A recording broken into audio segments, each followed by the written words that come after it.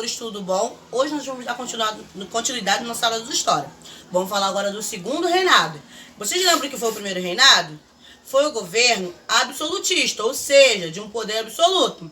E que por não ter apoio do povo, Dom Pedro abandonou tudo e voltou para Portugal.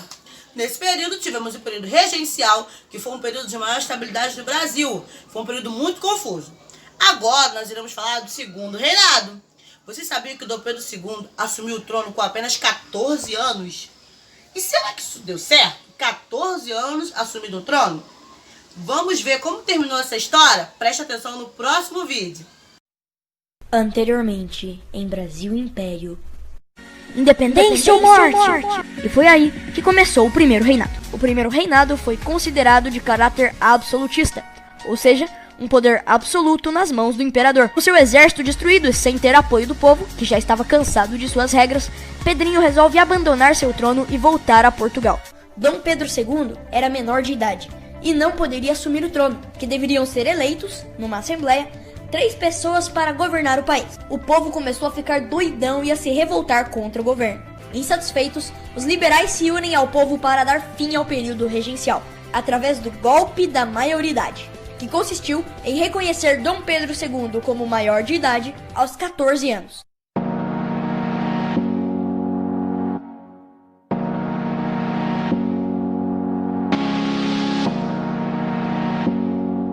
Mesmo entrando no poder com apenas 14 anos, o governo de Dom Pedro II foi incrivelmente bom para o Brasil, pois depois de tantas revoltas e confusões ocorridas no período regencial, a principal proposta de Pedrinho II era justamente arrumar a bagunça e alcançar uma estabilidade política no Brasil.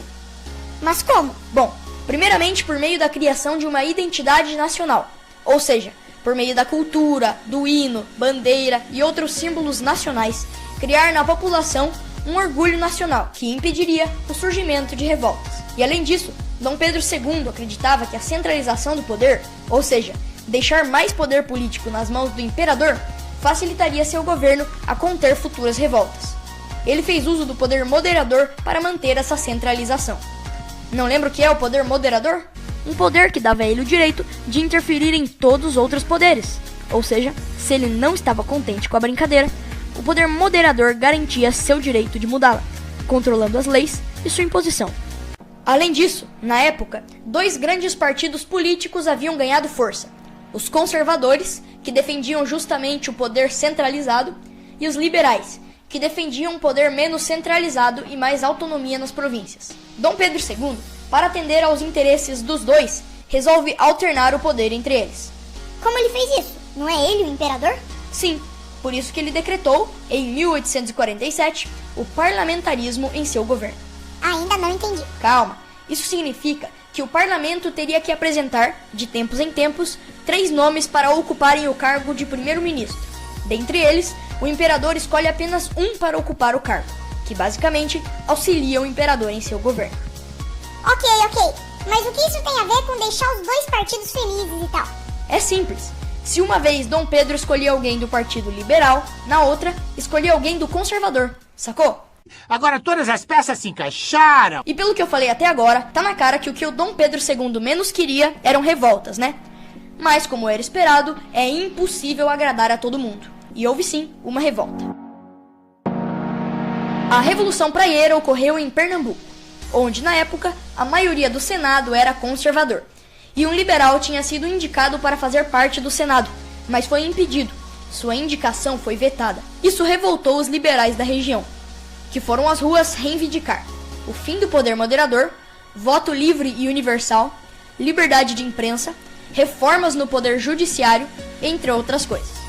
Mas é claro que as forças do governo acabaram contendo essa revolta e aprisionando seus participantes. Outro ponto importante no segundo reinado foi a questão da escravidão. Dom Pedro II tinha medo de que o povo se revoltasse se ele abolisse a escravidão assim de repente. E aí como é que agora eu vou produzir? Por isso, o fez aos poucos, a começar pela lei do ventre livre, que considerava os filhos de escravos nascidos a partir daquela lei livres. E depois, a lei dos sexagenários, que tornava livres os escravos com mais de 60 anos. E finalmente, a Lei Áurea, que aboliu a escravidão no Brasil. Criar uma bendita de uma lei áurea? Mas em 1864, houve uma grande treta entre os países aqui da América do Sul. Eu estou sentindo uma treta! A Guerra do Paraguai, em que o ditador Solano Lopes, presidente do Paraguai naquela época, procurava aumentar seu território. Mas quando ele capturou um navio brasileiro e quis invadir o sul do Mato Grosso, aí a brasileirada ficou brava. Então, o Brasil, Argentina e Uruguai formaram a Tríplice Aliança contra o ditador do Paraguai, que depois de muitos conflitos, morreu, dando fim à guerra. Mesmo o Brasil tendo vencido o conflito, os gastos que o governo brasileiro fez para combater o Paraguai geraram crise, demarcando o começo do fim do Império. O fim.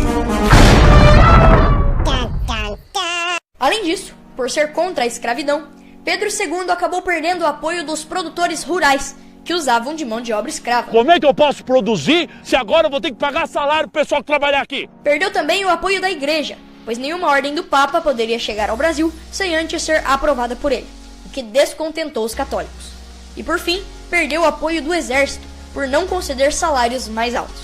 Logo, um militar de alta patente chamado Marechal Deodoro da Fonseca ficou sabendo dos ideais republicanos e, através de um golpe militar, toma o poder e proclama uma república. Faço apelo ao pessoal pra gente tomar o poder junto com os militares, ainda agora em 1889.